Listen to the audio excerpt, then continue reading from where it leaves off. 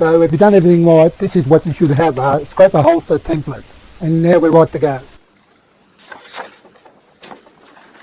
So now that you've got the template, you can make your own template that's a bit more durable than just the paper. As you can see, we've got a cardboard one.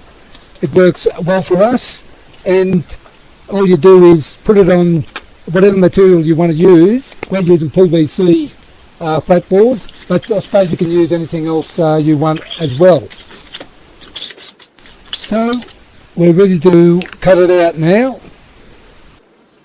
So here we've cut it to shape, you can see, but here you can see these little slots here. I'll do a video and I'll show you exactly how we actually put them in.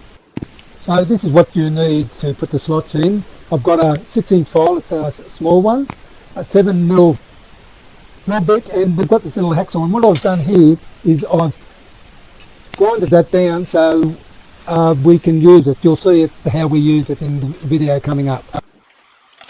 So here we are, we're drilling the holes on each end like this. Just fill it up a little bit, otherwise it becomes a bit boring. I've done 3, just 7mm holes in there.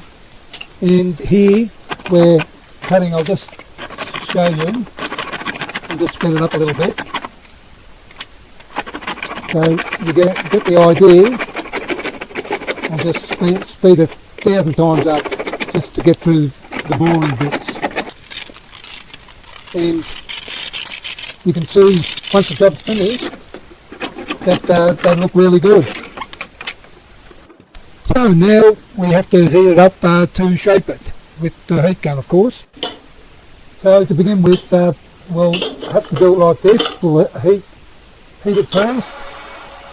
I'll just speed it up so you don't have to see all the boring bits.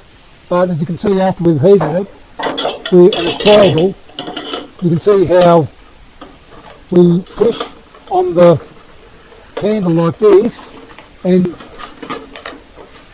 you just hold it there for a while. It's a bit time consuming, I know, but that's the way it is. So now it's about right, and you can see we've done this already. And now we'll proceed in the heating where we got to crease it or bend it over. So you start heating like this. I'll speed it up a little bit so to save time. So here we go. I've got a small diameter pipe, or it could be a towel or anything, just so it doesn't fold too sharply. And you hold it like this, just for a while. You actually leave it for a few minutes so it's not that soft.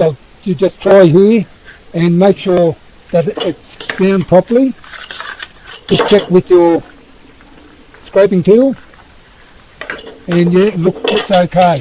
You can adjust it later on. I'll show you later on how you adjust it.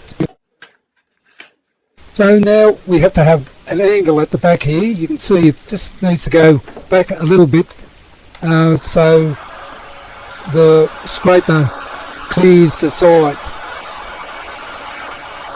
So I'll just quicken this up a bit, take the boring stuff out again. And here you can see that, just bend it back slightly. I don't think we heated it enough, but get that angle so you can grab your scraper handle whenever you need it.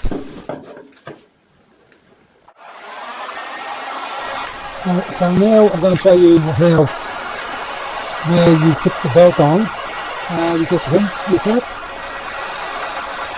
And so it's pliable, and we've got a little bar, and just put it behind there, and you just work it behind there and on this side,